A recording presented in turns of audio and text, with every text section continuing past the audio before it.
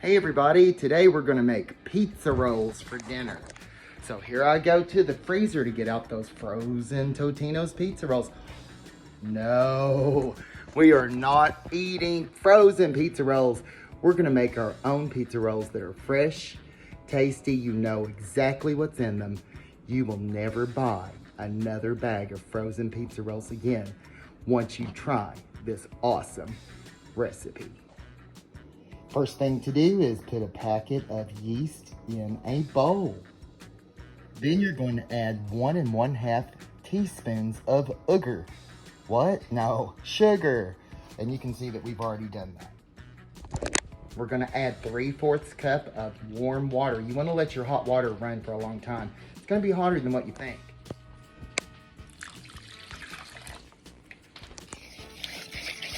Give all that a good stir and let it sit about 5 minutes, and it's going to get all foamy on top. That means that the yeast is saying, "Good morning, sunshine."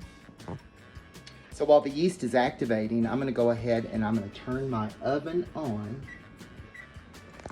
425 degrees. And I'm going to let that be preheating while I get another bowl for the flour. So I have another bowl for the flour, and I pulled out my handy dandy trusty container of bread flour. Now I've used both bread flour and just regular self-rising flour. The bread flour does better because it holds together more because there's more proteins in it and it stretches. If you use the regular flour, it's just going to break apart and you're going to have big holes. Luckily, you can buy bread flour at Walmart, even here in Jackson. I was shocked. So do yourself a favor and get you a bag of bread flour for when you want to make something special. We're going to be using 2 1/2 cups of sort of precisely measured flour, bread flour. Here we go. There's the 2 and there's the 1/2. Now let's add some spices. Spices are easy. We're going to use just a sprinkle of salt. This is optional if you are not able to eat salt. And we're going to do a sprinkle of Italian seasoning. Again, optional, especially if you have a 5-year-old that won't eat anything that's got little green specks in it. Quick sprinkle of salt and Italian seasoning. Now usually I put some garlic powder in here too, but I'm all out of garlic powder. And it wouldn't be Italian if you didn't have olive oil. We're gonna put in 2 tablespoons of olive oil into the flour. 2 tablespoons, and just pour that right into the mixture. You don't have to mix anything right now. Now we're looking back at our yeast mixture, and you can see it's nice and frothy. Let's go ahead and pour that into the flour mixture. Now I'm going to use a spoon and I'm going to stir it up. And you'll see it looks like this. It looks sort of dry. And the reason is because we're going to add just a little bit more oil when we oil up our hands, and we need this. And I'll show you exactly what I mean. So you can see I put down some wax paper, and I'm going to take the olive oil and I'm going to pour some on my hands that have been washed. Thank you. A little bit on the wax paper as well. And then just rub it in like a really good lotion. And then take the dough, dump it out. And then just start squeezing it together.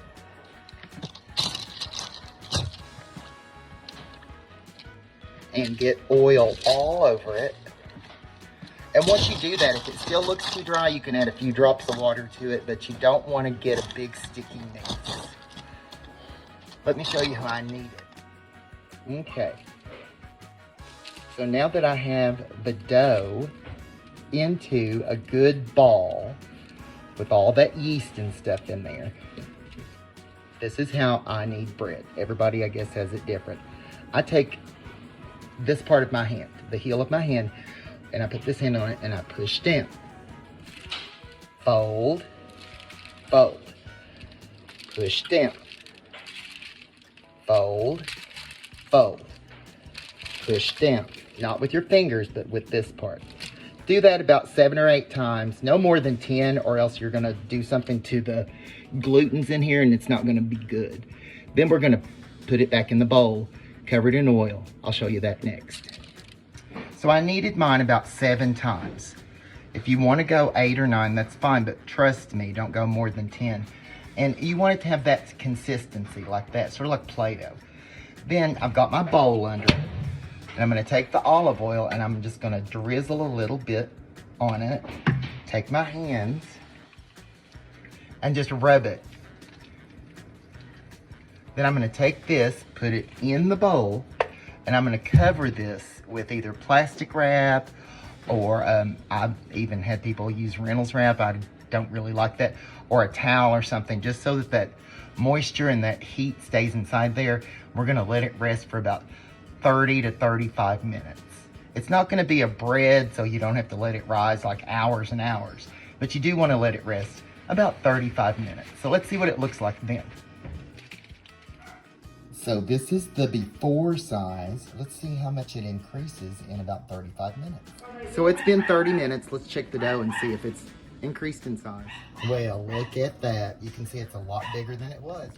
So out of that big mound of dough, I was able to get 5 smaller mounds.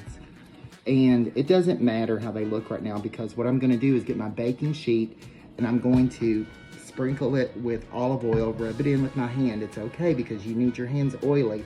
And then I'm going to flatten it out like this. This is just so you can see. And you wanna make a big rectangle, because just like this, a big rectangle, because then we're going to put our sauce. And Jacob just wants pepperoni and cheese, but you could put anything in here. Sauce, pepperoni, cheese, not too much. And then you're going to fold, fold, fold, fold, seal it up, flip it over on the pan, and do that for all 5. Let me show you what it looks like. So here's my well-loved pan. Take some more olive oil, not much.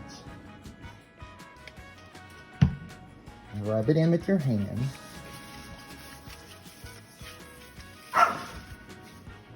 And then just take these, lay them on there, and then flatten them out into rectangles. Now here's a couple that I did. Now you know when I say pizza sauce, here at the Fugit household, we are multi-purposers. So we use ragu spaghetti sauce. I actually find that, I know the kids like it better, but I seem to sort of like it better too. I'm just gonna put a little bit of that on there, and then I'm gonna sprinkle it with cheese and pepperoni. So you can see I just put a little sprinkle of cheese and I put 5 pepperoni down the middle. And now what I'm going to do is come back in, I'm gonna fold it over, fold it over, fold it up, fold it this way, seal it, and then flip it. And it doesn't have to be perfect, because if you mess up, just mix it all in there, they'll never know. So fold it over, like a nice little package for Christmas. Fold it up, seal it, flip it over. And it doesn't matter if it's completely sealed, because when it bakes, it'll all join together anyway. Now watch again. Let me move this one over. 5 pepperoni, but you could put ham, sausage. Fold it over,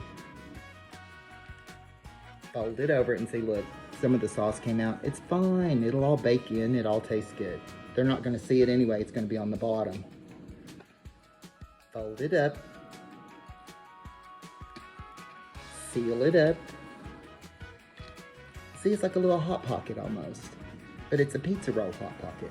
Now I'm gonna do that for the rest. I'm gonna put them in the oven, 425 degrees. And entirely optional, but if you want to, you can take a knife and you can score them.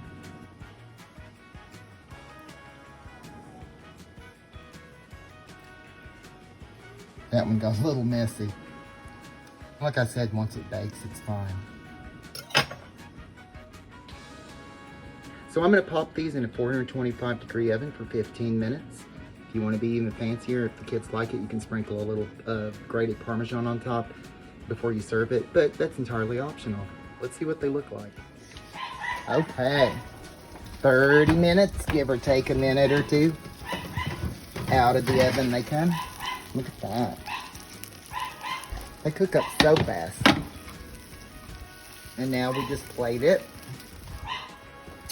And I find that for kids, it works better if I cut it up into like 2 or 3 pieces. So here it is plated up. I'm gonna take a knife, I'm gonna cut it into 3 pieces.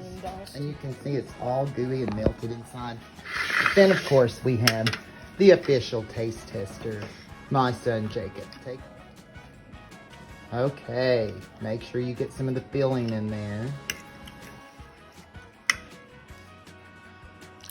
Be careful and don't burn your mouth.